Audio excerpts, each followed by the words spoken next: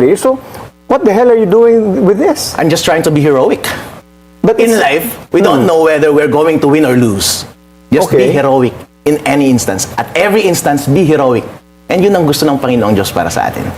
If some supporters interpret your words as a call to action, do you feel any responsibility for that? I don't feel any responsibility for my actions.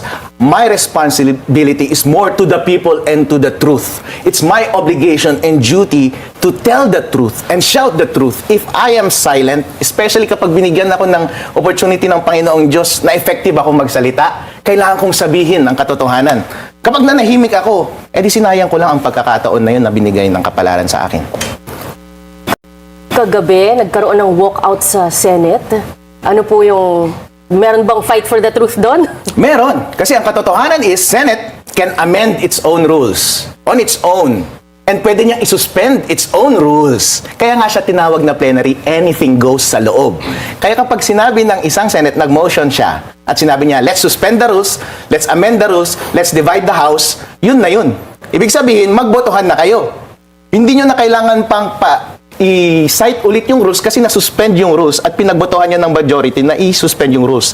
The body can amend They its did own not rules. suspend the rules. There were no they did not follow the rules precisely. The rules, the Committee on Rules has not yet been organized. Yun ang kakulangan ng nag-motion, sir.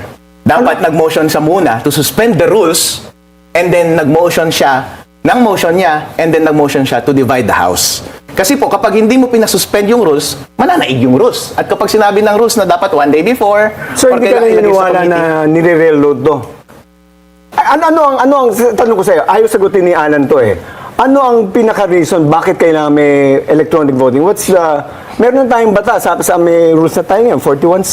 Pwede tayong mag-electronic voting kapag 41. force majeure. Opo. Oh.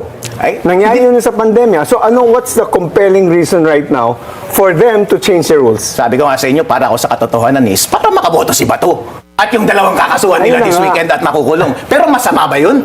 Hindi masama. Dahil ang limitasyon lang ng operation ng Senate is yung Constitution. Yung Constitution, sinabi niya ba na bawal ang electronic? Sinabi niya ba yung venue doon? Wala. Walang bawal. So, ibig sabihin, pwede. Kung hindi bawal, pwede. But hindi naman talagang bawal ang electronic voting because it's already there. Yes. It's already there. So, sino nakikinabang para protektahan itong mga to makaboto sa impeachment? So, it's what benefits the people? Nagkasala ka. So, you're also in agreement if you're for truth or for justice, may double standard ka. It also benefits the people. Why? Dahil itong mga representative No. natin ng Senate is representative ng Yeah, taong but bayan. that's So, kailangan marinig din ang pero boses double nila. standard, yung taong constituent mo, pag kinulong, may karapatan ba siya? Maririnig ba yung boses niya? Akala ko equal protection of the laws tayo. Tapos itong mga senador pala, bibigyan mo ng karapatan, ng pribileho na gamitin ang kapangyarihan nila kahit nakakulong sila.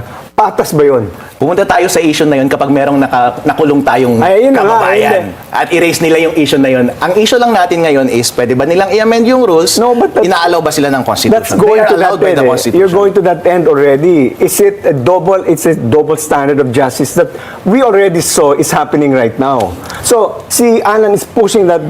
And by the way, the highest motion naman is motion to adjourn. Eh. So, tama rin ginawa ng minority.